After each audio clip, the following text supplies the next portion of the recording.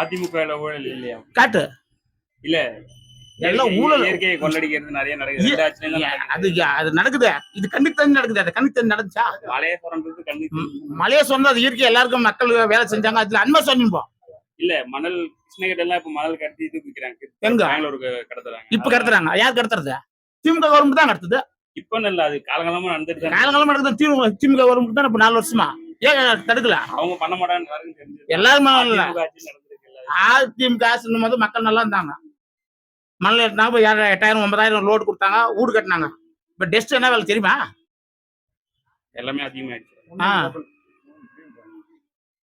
2000 ரூபாய் இருந்துச்சு யூனிட். இப்ப 4000, 5000.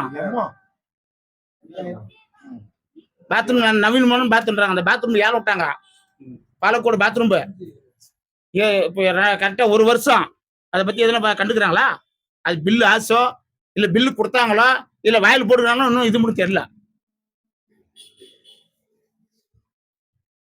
தெரிஞ்சா பூக்கடையெல்லாம் இடிச்சாங்க. 5,10,000 ரூபாய் காசு வாங்கினாங்க. பொது கடை இடிச்சு அது டெண்டர் வச்சாங்களா? வைக்கல. ஏன்? மேலேயும் ஊழல், கீழேயும் ஊழல், கீழேயும் ஊழல், அடியிலையும் ஊழல்.